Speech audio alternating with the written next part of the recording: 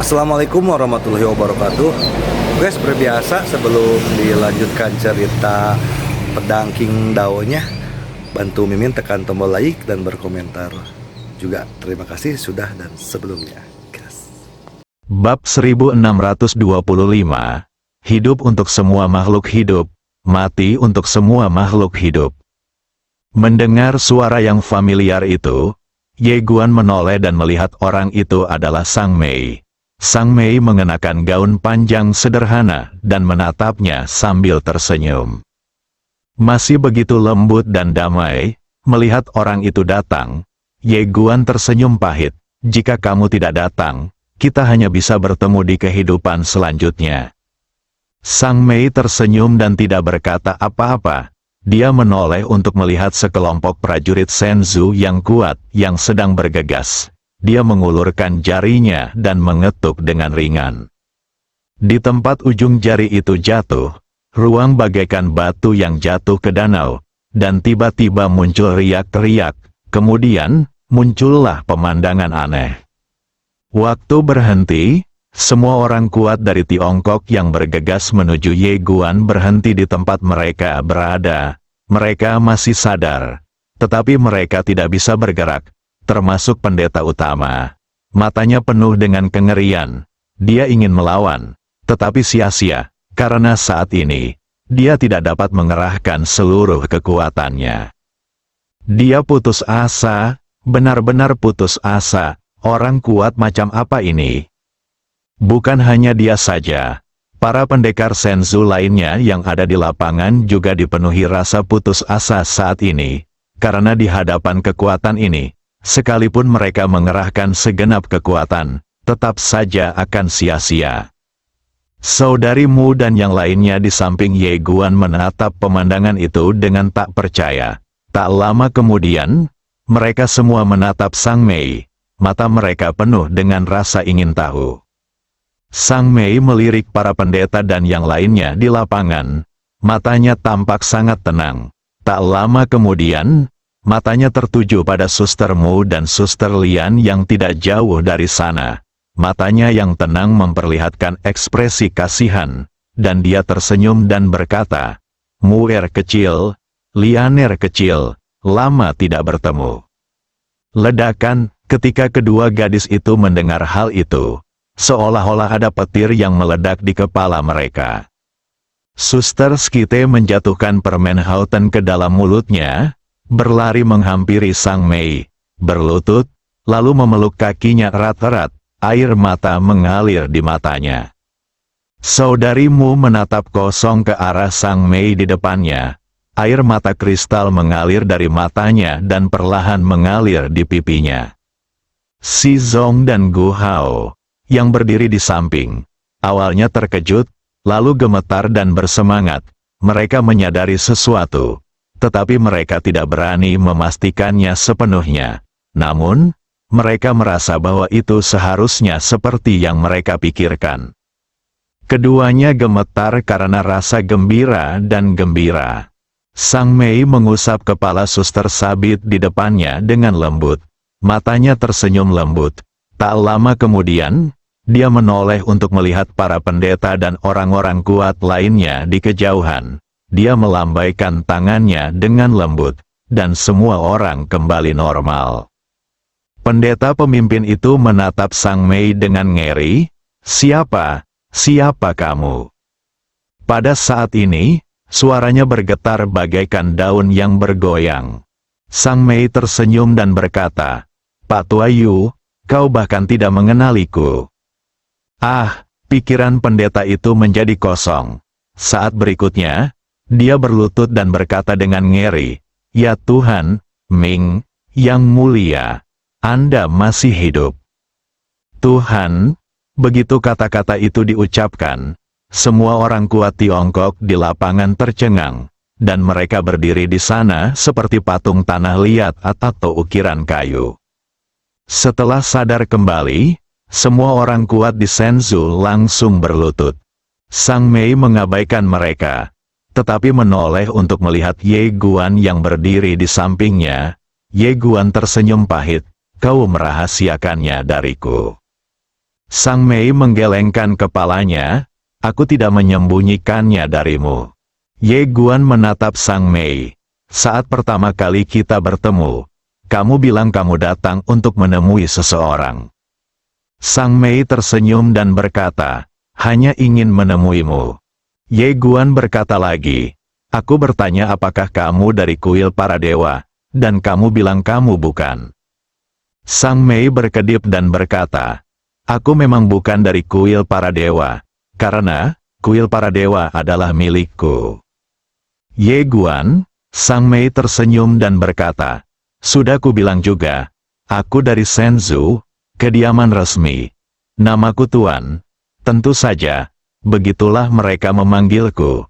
Lihat, bab 1568. Ye Guan teringat saat pertama kali bertemu Sang Mei. Memang benar, Sang Mei pernah berkata demikian. Pada saat ini, Sang Mei tiba-tiba berkata, tidak, kamu sebenarnya sudah menebak identitasku sejak lama, kan? Ye Guan menenangkan pikirannya dan mengangguk. Aku sudah memikirkannya, tapi aku tidak yakin 100%. Apakah aura keilahian dari segel ilahi adalah hadiah kecil yang kau berikan kepadaku? Sang Mei mengangguk dan tersenyum. Ya, Ye Guan menatap Sang Mei. Kamu baru saja mengatakan bahwa kamu datang menemuiku dengan sengaja. Mengapa? Sang Mei menatapnya. Perjuangan di Jalan Agung. Ye Guan tercengang. Sang Mei tersenyum dan berkata, sebuah tatanan peradaban baru. Saya sangat penasaran, jadi saya datang untuk melihatnya. Ye Guan bertanya, hanya itu? Sang Mei menggelengkan kepalanya, tentu saja tidak hanya itu. Ye Guan menatapnya, menunggu apa yang harus dikatakan selanjutnya. Tetapi dia tiba-tiba menjadi waspada. Melihat kewaspadaan Ye Guan, Sang Mei tersenyum dan berkata, jangan terlalu waspada padaku, itu membuat kita merasa terasing. Ye Guan berkata, selama bertahun-tahun aku telah terlalu menderita dan ditipu, dan sekarang aku takut. Sang Mei tidak berbicara, tetapi dengan lembut membantu suster Skite yang menangis terseduh-seduh. Dia dengan lembut menyeka air mata dari wajahnya dan berkata sambil tersenyum, kamu masih cengeng seperti sebelumnya. Suster Skite memegang tangan Sang Mei erat-erat, seolah takut Sang Mei akan tersesat. Sang Mei menatap sustermu di sebelahnya dan berkata sambil tersenyum, mu. Saudarimu berjalan mendekati Sang Mei, menundukkan kepalanya sedikit, dan berkata lembut, kami sangat mengkhawatirkanmu. Sang Mei mengangguk, aku tahu. Sambil berbicara, dia menatap Ye Guan yang berdiri di sampingnya dan berkata sambil tersenyum, kamu pasti punya banyak pertanyaan, kan? Ye Guan mengangguk. Sang Mei berkata, ikutlah denganku. Sambil berbicara, dia melirik ke arah Gu Hao dan Si Zong yang berdiri di sampingnya. Kalian ikut juga. Keduanya langsung berlutut dengan penuh semangat sambil berdebum. Oh sial, mengubah takdir. Sang Mei memimpin Ye Guan dan yang lainnya menuju ke kedalaman langit. Arah itu persis ke arah Jun Yu dan pria misterius berpakaian hitam. Sang Mei menatap para prajurit Shenzhou yang berlutut di langit dan berkata dengan lembut, pembudidaya pedang kecil, maafkan aku sengaja datang terlambat. Ye Guan mengangguk, sudah kuduga, kau ingin melihat seperti apa peradaban dewa sekarang. Sang Mei mengangguk, tampak agak muram, meskipun aku telah siap secara mental, tetap saja rasanya sangat tidak nyaman. Ye Guan menatap Sang Mei, apa yang akan kamu lakukan dengan mereka? Sang Mei tersenyum dan berkata, apakah kamu ingat dao dan aturan yang kita bicarakan sebelumnya?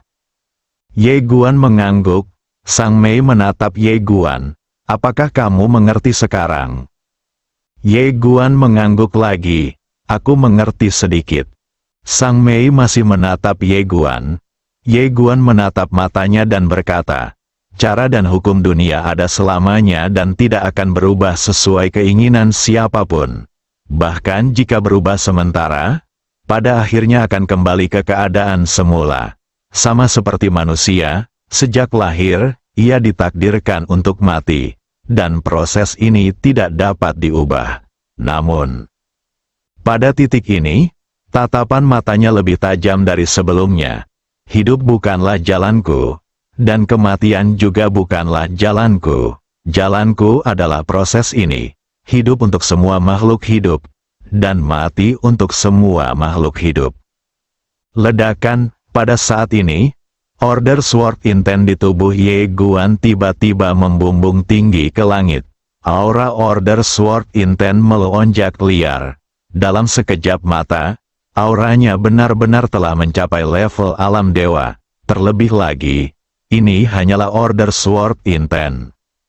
Pada saat ini, tekadnya untuk ketertiban lebih kuat dari sebelumnya. Sang Mei tiba-tiba tertawa, dan senyumnya sangat cerah. Pendekar pedang kecil, aku senang datang menemuimu. Hanya mereka berdua yang tahu maksud masing-masing. Ye Guan tahu bahwa alam semesta Guangxuan suatu hari nanti akan menjadi peradaban ilahi. Ini tidak dapat diubah. Tetapi tidak masalah, dalam proses ini, peradaban alam semesta Guangxuan miliknya pasti akan membuat dunia menjadi tempat yang lebih baik. Sama halnya dengan manusia yang akan meninggal sejak lahir, hal ini juga tidak dapat diubah.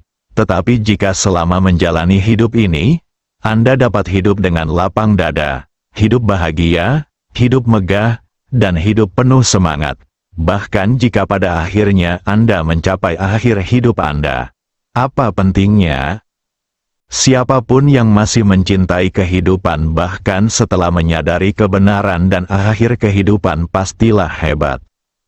Tentu saja, proses kedua orang itu sebenarnya merujuk pada semua makhluk hidup.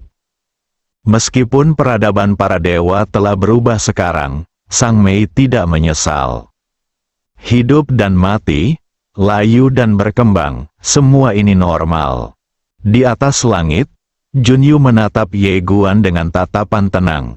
Pada saat ini, niat pedang ketertiban Ye Guan masih melonjak liar, dan aura itu telah melampaui alam dewa normal. Hati Tao stabil, namun, keteguhan hati Ye Guan kali ini berbeda dari sebelumnya. Kali ini, setelah menyadari hakikat sejati dan hasil akhir dari ketertiban, dia tetap teguh pada idenya sendiri. Metamorfosis, pada saat ini, niat pedang Ye Guan mengalami transformasi lain. Sang Mei tiba-tiba berhenti karena seorang wanita berdiri di depan mereka. Itu Suster Ling. Pada saat ini, Suster Ling sedang memegang pedang guntur hitam di tangannya, terlihat sangat mengesankan. Sang Mei menatap Suster Ling dengan tatapan tenang. Wanita di depannya juga adalah wanita yang dibesarkannya. Suster Ling menatap Sang Mei. Kupikir kamu sudah mati. Lancang, saudarimu sangat marah dan hendak mengambil tindakan, tetapi dihentikan oleh Sang Mei. Saudari Ling menatap Sang Mei dan berkata, aku akan memperjuangkan semua yang belum kau berikan kepadaku dengan kekuatanku sendiri, termasuk kedudukan sebagai dewa. Setelah berkata demikian, dia tiba-tiba menarik napas dalam-dalam dan mengepalkan tangan kirinya. Ledakan, tiba-tiba, kilatan petir ungu yang mengerikan melesat keluar dari tubuhnya, lalu aura tekanan yang mengerikan menyebar dari langit dan bumi. Aura mengerikan ini segera menyebabkan orang-orang kuat dari Tiongkok berubah warna. Karena ini telah melampaui alam para dewa, pedang petir yang dipegang Suster Ling pun berubah menjadi ungu tua. Pada saat ini, seluruh senzu menjadi ilusi dan tidak dapat menahan aura mengerikan yang memancar darinya. Tuhan takdir, dewa kehidupan yang tidak bergantung pada kehendak Tuhan, telah melampaui alam tertinggi peradaban Tuhan, alam dewa, dan mencapai tingkat lain. Dia menempuh jalannya sendiri. Saudari Ling menatap Sang Mei dan berkata, Kamu mengatakan kepadaku bahwa aku adalah Tuhanku sendiri. Terima kasih telah mengatakan itu. Kalau tidak, aku mungkin tidak akan bisa sampai ke tempatku sekarang." Setelah berkata demikian, dia tiba-tiba terbang ke udara, memegang bilah petir ungu dan menebasnya ke arah Sang Mei.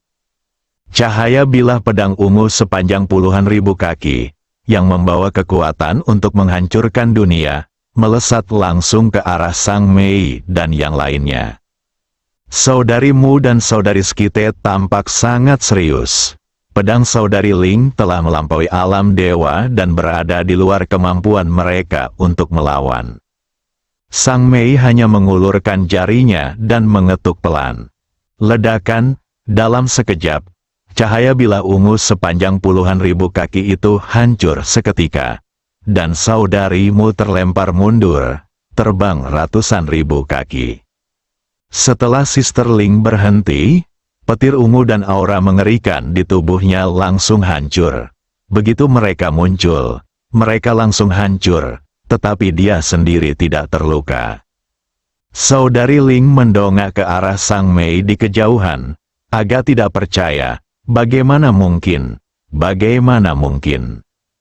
Sang Mei mengabaikannya dan membawa Ye Guan menuju Jun Yu dan pria berpakaian hitam di kejauhan. Saudari Ling tiba-tiba berkata dengan suara galak, "Sama sekali tidak mungkin." Sambil berbicara, dia menggenggam erat bilah petir di tangan kanannya, ingin menyerang lagi. Namun, kekuatannya hancur begitu muncul.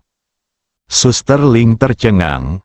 Pada saat ini, di atas langit, lelaki berjubah hitam itu tiba-tiba menatap Sister Ling dan berkata, "Sister Ling, kamu tidak bisa mengalahkannya. Kalian sama sekali tidak berada di level yang sama." Ekspresi wajah Suster Ling sangat garang. Pria berjubah hitam itu berkata lagi, "Ikutlah denganku, prestasimu di masa depan tidak akan kalah darinya." Setelah berkata demikian, dia melambaikan tangan kanannya pelan-pelan, dan kekuatan misterius yang menyelubungi Sister Ling pun langsung sirna. Suster Ling pun langsung bebas kembali.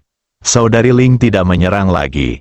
Ia menatap Sang Mei yang mengabaikannya di kejauhan. "Mulai saat ini, aku bukan lagi anggota kuil dewa."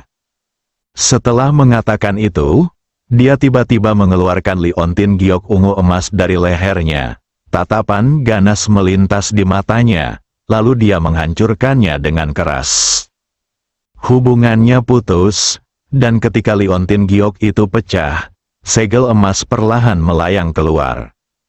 Segel Tuhan, semua orang tercengang. Saudari Ling sendiri juga berdiri di sana dengan linglung. Senjata ilahi tertinggi pertama dari peradaban ilahi. Siapapun yang memiliki segel ini adalah dewa dan dapat memobilisasi semua pasukan dan orang kuat dari peradaban ilahi. Dia juga dapat menekan semua orang kuat dari peradaban ilahi karena mengandung api pertama dari peradaban ilahi, api ilahi. Yang paling menakutkan adalah bahwa memiliki segel ilahi ini dapat memobilisasi kekuatan iman seluruh peradaban ilahi. Dengan kata lain, segel suci ini dapat meningkatkan kekuatan Suster Ling sedikitnya 10 kali lipat. Tentu saja, yang paling penting, itu adalah simbol status.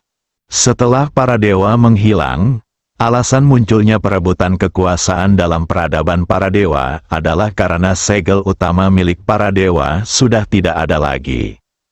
Namun, tidak seorang pun menyangka bahwa segel utama dewa itu sebenarnya ada di liontin giok milik Suster Ling. Liontin giok ini diberikan kepada saudari Ling oleh Sang Mei saat ia masih sangat muda. Dengan kata lain, saat dia masih sangat muda, Sang Mei telah menganggapnya sebagai pewaris peradaban ilahi. Saudari Ling terjatuh ke tanah, menatap kosong ke arah segel dewa yang mengambang di depannya, seakan-akan dia telah kehilangan jiwanya. Dia selalu berpikir bahwa Sang Mei bersikap berat sebelah, tetapi dia tidak pernah menduga bahwa, sejak awal, Sang Mei telah memberinya hal yang paling berharga. Di kejauhan, Sang Mei masih tidak memandangnya. Sang Mei membawa Ye Guan ke Junyu dan pria berpakaian hitam itu. Junyu menatap Sang Mei, matanya masih tenang. Ye Guan Dao, dia bukan Junyu yang sebenarnya, kan? Sang Mei memandang Junyu dan tersenyum. Semuanya telah berubah. Segalanya telah berbeda dan orang-orang telah berubah. Ye Guan terdiam. Sang Mei telah mengatakan hal ini kepadanya dan Nan Xiao. Tatapan Sang Mei tiba-tiba tertuju pada pria berjubah hitam di samping Junyu, dan dia tersenyum dan berkata, "Guru Penadao Agung, senang bertemu denganmu. Kamu benar-benar telah memikirkan banyak hal dalam permainan catur ini. Apakah ini wujud aslimu?" Jubah pada pria berjubah hitam itu perlahan menghilang. Lalu seorang pria berjubah Tao muncul di hadapan semua orang. Rumput, tak jauh dari situ. Ye Guan menunjuk pemilik Dao Pen dengan marah. "Kau lagi, Dao Dok, pamanku mengampuni nyawamu pada awalnya, membiarkanmu." Sang Master Dao Pen menatap Ye Guan, langsung menyela perkataannya, dan terkekeh. "Ye Guan, kau tidak benar-benar berpikir bahwa aku takut pada pamanmu, haha." Novel ini pertama kali diterbitkan di situs web Zongheng Chinese. Anda dapat mengunduh aplikasi Zongheng, novel Zongheng, dan mencari "Saya Memiliki Pedang" untuk membacanya terlebih dahulu. Novel ini diperbarui lebih cepat di sini daripada di tempat lain. Selain itu, saya hanya dapat melihat komentar semua orang di sini. Jika Anda memiliki ide dan pendapat, Anda dapat datang ke sini untuk menyampaikannya. Terakhir, mengenai pembaruan, buku ini harus diselesaikan tahun ini. Jadi saya mungkin tidak dapat menulis dengan cepat. Mohon maaf. Bab 1626, orang yang kutunggu-tunggu telah tiba, pemilik Avenue Pen. Ye Guan menatap pemilik Penadao. Dia tidak terlalu terkejut ketika pihak lain menyerang Bibitu sebelumnya. Dia sudah menebaknya, dia sangat kuat, namun sangat tertutup, dan sangat celaka. Di antara orang-orang yang dikenalnya, dia hanya bisa memikirkan pemilik Penadao. Ia pun sedikit terkejut karena orang ini berani mengabaikan peringatan pamannya. Tentu saja, yang lebih mengejutkan lagi adalah orang di depannya adalah orang sungguhan. Yang asli sudah datang, saatnya kita tunjukkan kartu kita. Pemilik Penadao memandang Ye Guan dan tahu bahwa dia sengaja menyebut pamannya tadi untuk mengujinya, jadi dia tersenyum dan berkata, "Jangan mengujiku, akulah yang asli, dijamin, haha." Ye menatapnya, "Apakah kamu akan segera mengungkapkan kartumu?" Pemilik Dao Pen tersenyum dan tidak menjawab pertanyaan itu. Sebaliknya, dia menoleh untuk melihat Sang Mei yang tidak jauh dan tersenyum main-main. "Nona Sang, saya sedikit penasaran, apa yang akan Anda pilih?" Sang Mei tidak menjawab pertanyaannya, tetapi berbalik menatap Ye Guan. "Apakah kamu ingin bertarung?" Ye Guan menatap pemilik Dao Pen, yang melambaikan tangannya dan berkata sambil tersenyum, "Jangan lihat aku, bagaimana kau bisa mengalahkanku? Nona Sang berarti Nona Junyu di sebelahku." Ye Guan menoleh menatap Junyu, yang berkata dengan tenang, "Aku baik-baik saja." Ye Guan berkata, "Aku juga tidak punya masalah." Nona Sang menatap Ye Guan dan berkata sambil tersenyum, "Nona Junyu ini adalah jenius paling jahat dari Gurun Timur. Jangan pernah meremehkannya." Ye Guan mengangguk, "Aku mengerti." Pemilik Dao Pen menjentikkan lengan bajunya, dan Ye Guan serta Junyu muncul di kehampaan tanpa batas. Ye Guan perlahan menutup matanya. Dia tentu tahu apa yang dimaksud Sang Mei. Dia baru saja meningkatkan seni pedang ordonya dan butuh pertarungan untuk mengonsolidasikannya. Ini adalah kesempatan yang bagus baginya. Tentu saja, dia tidak akan meremehkan wanita di depannya. karena dia sangat pandai berpura-pura. Dia pasti mampu. Junyu menatap Ye Guan dengan mata tenang, dan tangan kanannya, yang berada di belakang punggungnya, perlahan mengepal. Berdengung, tanpa peringatan apapun, suara pedang tiba-tiba terdengar, dan dalam sekejap, sebilah pedang telah muncul di depan Junyu. Ye Guan tidak menggunakan pedang King Xuan, melainkan pedang yang dipadatkan dari niat pedang ketertiban. Kecepatan pedang ini bagaikan guntur, dan sebelum banyak orang di lapangan dapat melihat dengan jelas, pedang itu telah tiba di depan Junyu. Menghadapi pedang mengerikan milik Ye Guan, mata Junyu masih tidak menunjukkan sedikit pun fluktuasi. Tiba-tiba, dia meninju dengan tangan kanannya di belakang punggungnya. Wah, saat pukulan ini dilayangkan, kekuatan dahsyat menyapu keluar dan benar-benar memaksa pedang Ye Guan berhenti di tempatnya. Tepat saat Ye Guan hendak menyerang lagi, Junyu tiba-tiba menyerbu ke depan dengan tangan kanannya dengan kecepatan yang sangat cepat, meraih pedang Ye Guan dan menariknya ke arahnya. Ledakan, dengan tarikan ini, dia sebenarnya menarik Ye Guan ke ruang dan waktu yang aneh. Sungai waktu yang panjang, dan ketika dia menarik Ye Guan ke dalam sungai waktu yang panjang, dia tiba-tiba mengepalkan tangan kirinya, dan dalam sekejap, seluruh sungai waktu tiba-tiba terbakar. Kemudian, seluruh sungai waktu berubah menjadi bola api dan muncul di telapak tangannya. Pegang sungai waktu yang panjang di tangan Anda. Junyu tiba-tiba meninju Ye Guan dengan tangan kirinya. Pukulan ini diulang satu demi satu. Seolah-olah ada miliaran pukulan. Kekuatan dahsyat itu langsung menghancurkan niat pedang Ye Guan. Pada saat yang sama, Ye Guan langsung terlempar mundur hampir 100.000 kaki oleh pukulan ini. Setelah berhenti, niat pedang ketertiban di sekitar Ye Guan terus muncul, tetapi kemudian menghilang. Ini terulang puluhan kali, dan niat pedang tidak dapat dipadatkan lagi. Melihat pemandangan ini, ekspresi sistermu dan yang lainnya di luar tiba-tiba menjadi serius. Mereka tidak menyangka bahwa kekuatan Junyu begitu mengerikan. Sang Mei memandang Ye Guan dan orang lainnya seiring berjalannya waktu dengan ekspresi tenang. Pemilik pena Dadao memandang Ye Guan di sungai waktu yang panjang dan tersenyum tanpa mengucapkan sepatah kata pun.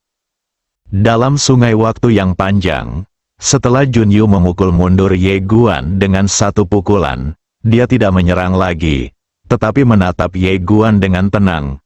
Ku dengar kau selalu tak terkalahkan di alam yang sama. Sayangnya, aku juga begitu. Selagi dia berbicara, dia berjalan perlahan ke arah Ye Guan, dengan api waktu menyala di tangan kanannya di belakang punggungnya. Setelah sungai waktu ini mulai terbakar, ia tidak sepenuhnya menghilang. Tidak hanya itu, sungai waktu panjang yang sebelumnya dibakar oleh Junyu justru muncul kembali. Jalan waktu, ini caranya, waktu adalah jalannya, tidak ada habisnya. Junyu berjalan perlahan ke arah Ye Guan. Tubuhnya terkadang kosong dan terkadang padat. Faktanya, dia berada di sungai panjang miliaran tahun, menggunakan taonya sendiri untuk menekan miliaran tahun dan menggunakannya untuk keuntungannya sendiri. Di kejauhan, Ye Guan merasakan tekanan yang belum pernah terjadi sebelumnya saat ini. Dia tidak hanya menghadapi Junyu, tetapi juga sungai panjang yang telah mengalir selama miliaran tahun. Tekanan itu saja sudah cukup untuk membunuh seorang prajurit tingkat dewa yang kuat. Ye Guan menggenggam erat pedang ketertiban yang baru saja terbentuk di tangannya, dan tiba-tiba, dia membunuh dengan pedang itu.